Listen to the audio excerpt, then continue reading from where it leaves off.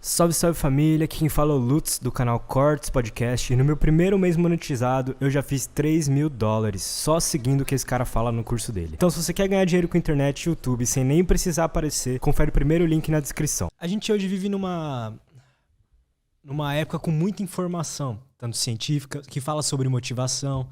Então tem um monte de gente falando sobre motivação, um monte de gente falando sobre como elas... Então você mesmo está falando como você conseguiu manter os 40 e poucos dias aí nesse desafio hard. Mas por que será que a gente, pelo menos a minha geração assim, é tão desmotivada? Mesmo tendo tanta informação científica por aí. Cara, até a gente estava discutindo isso, eu e o Douglas, antes. A gente estava trocando ideia.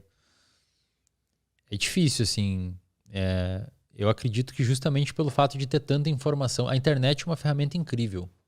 Permite que a gente esteja fazendo isso agora, falando pra galera aí. Permite que depois você divulgue isso em outros canais, etc. E leve uma informação pro pessoal. Mas também permite que outras pessoas façam isso. E às vezes de uma maneira desonesta. E quando a gente vai falar em divulgação de informação, aquela pessoa que apela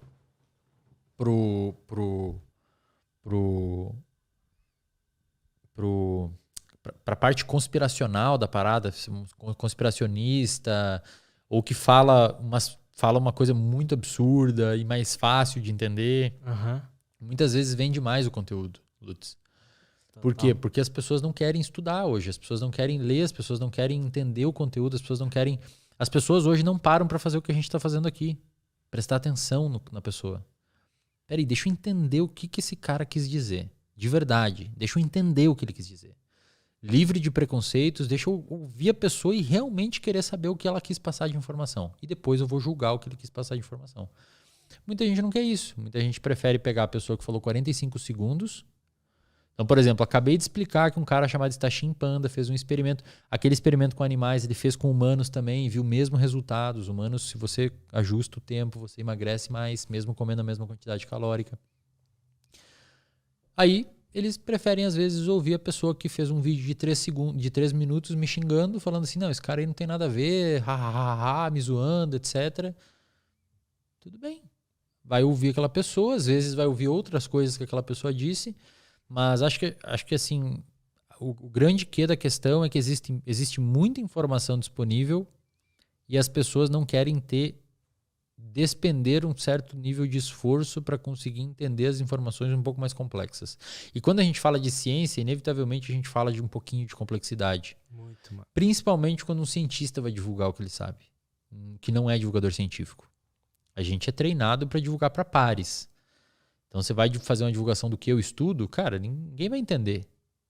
Aí eu tenho que largar de lado, tenho que largar um preciosismo meu científico para falar para vocês que, sei lá, que X coisa acontece tal negócio. Mas às vezes eu vou falar isso para um cientista, ele ri da minha cara. E já teve, viu? Muito colega meu de departamento, muito professor que eu conheço, já zoou. Falando, se disse aquilo, nem é isso, de onde já se viu.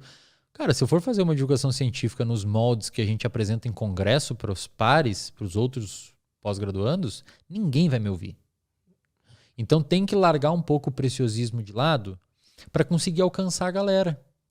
Então você deve ter um público que não me conhece, a galera do Aderiva lá tinha um público que não me conhecia, e você tem que voluntariamente largar um pouco o preciosismo de lado para alcançar aquilo, mesmo que às vezes você peque um pouco na parte técnica. O Uberman, por exemplo. O Uberman peca muito na parte técnica. Tem coisas que ele exagera pra caralho lá. E se um cientista ouvir aquilo, vai falar doeu aqui, cara, porque não é bem aquilo. Mas ainda assim o cara faz um puta favor. Mesmo pecando, ele tá acertando muito. Entendi. Mesmo pecando um pouquinho na parte técnica, é muito melhor ouvir um cara que fala algo baseado em ciência do que um outro cara que nem sei de onde que tirou o que ele tá falando. Mas a principal razão, eu acho, Lutz, é que a galera tá perdendo a mão do que é sustentar uma motivação num comportamento para conseguir entender algum assunto um pouquinho mais complexo. Por isso, todo mundo acha hoje que tem TDAH. Você pega uma população hoje, Como é que a gente faz o diagnóstico de TDAH? A gente tem um manual diagnóstico estatístico chamado DSM-5, muito criticado por muita gente, mas é muito funcional ainda. É o que a gente tem hoje de melhor, que descreve os transtornos, embora tenha algumas críticas que a gente até pode conversar depois. Lá no DSM tem vários critérios de como diagnosticar uma pessoa com TDAH. O critério número 1, ele se divide em A, B, C, D, E, F, G. E nesses critérios, nesse item 1, tem o quê? Perde carteira com frequência, objetos, chave, etc. Você tem que preencher acho que 5 desses itens para preencher o primeiro critério diagnóstico. Tá? Então são 4 ou 5 critérios diagnósticos, o primeiro tem vários subitens. Tem que preencher uns 5 desses. Então você pega esse primeiro critério, pega uma população de 100 pessoas, pega esse primeiro critério e vai avaliar nessa população de 100 pessoas, quem aí perde carteira ou chave com frequência? Cara, 90 pessoas vão levantar a mão. Quem aí a gente chama e a pessoa às vezes não ouve? 90 pessoas. Quem aí estuda um conteúdo e não consegue fixar a atenção? 100 pessoas, talvez, né? Só que aí quando você vai ver o diagnóstico de TDAH, tem o critério 2, que é o quê? Esses sintomas têm que ter começado antes dos 12 anos. Aí você já elimina uma galera. Aí tem o critério 3. Esses sintomas de desatenção ou hiperatividade têm que acontecer em mais de um contexto. Então, amigão, se você é desatento na aula de geografia, não é TDAH. É a aula de geografia que você não gosta. Você é desmotivado com a aula de geografia. A pessoa com TDAH tem vários lugares aquilo. Tá? O outro, e esse é o principal, estes sintomas não podem ser melhor explicados por outra condição. Então a pessoa dorme 3 horas por noite e toma café o dia inteiro e é desatento, vamos conseguir fazer o diagnóstico de TDAH se a gente corrigir o seu sono e diminuir esse estimulante que você toma. Entendi. Então o que eu acho que acontece hoje, Lutz? Primeiro, a galera não está ligando muito para a informação que demanda um pouco mais de esforço para você manter a atenção. Pessoas com TDAH, devido ao déficit dopaminérgico na via mesocortical, no córtex pré-frontal, de fato não conseguem sustentar a atenção em alguma coisa. Pensa comigo, Lutz. Quando você vai ler um livro, aquele disparo tônico de dopamina, ele tem que estar um pouquinho alto para permitir você motivado lendo o livro e não ir lá na cozinha ver a geladeira, ou não pegar o telefone, ou não ligar para o fulano, ou não ver o Instagram, ou não olhar o YouTube.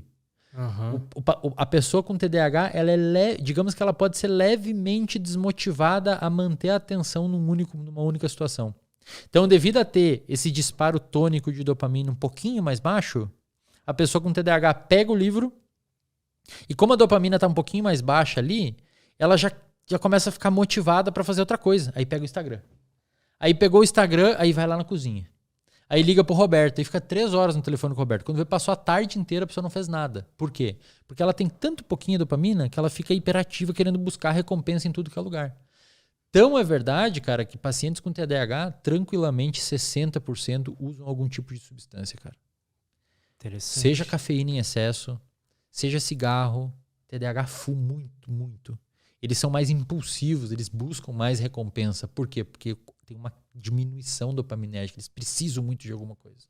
Aí às vezes você dá a Ritalina, que embora o nome seja psicoestimulante, a pessoa se acalma.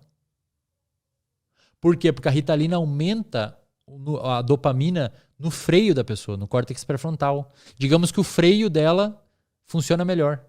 Então você dá um estimulante para o freio funcionar melhor e a pessoa que tomou Ritalina se sente um pouquinho mais calma. Aí vai o cara que não tem TDAH e se enche de Ritalina e Venvance, fica igual um pincher, tremilicando e nervoso. Por quê? Porque não precisa da Venvance e da Ritalina na pessoa. Ele já tem o tônus dopaminérgico funcionando. Às vezes ele só é desmotivado em estudar para o concurso que ele tem que estudar. Sim. Ou às vezes ele tá com aquele basal meio quebrado. Ou o basal tá né? quebrado, exato. Então o que eu quero dizer, Lutz? Cara, comportamento humano, incluindo as disfunções no comportamento humano, é muito mais do que uma narrativa subjetiva que muita galera da psicologia divulga por aí. É um todo, cara. Um todo. Eu já tive paciente que chegou pra mim, em 5 sessões recebeu alta, porque o cara tomava muito café. Quais que eram os sintomas que ele chegou falando? Ansiedade. Ansiedade, explodindo de ansiedade, dormindo mal, irritado com todo mundo. O que eu fiz? Cara, vamos diminuir o café. 5 sessões, tava tudo bem. Cara, Eu poderia ficar 2 anos com o cara ali, bicho, se eu não tivesse perguntado do café. 2 anos. Mas o que esse cara tem, meu, que a gente não corrige? Aí, eventualmente, ele ia desenvolver um problema. Porque, pô, o cara não já tava brigando com todo mundo. Aí entra num contexto estressante e pode acabar desenvolvendo um problema mesmo. Então, quando você vai falar de comportamento humano, de psicologia, de neurociência, é tudo isso, cara. É muito mais do que a galera fala por aí.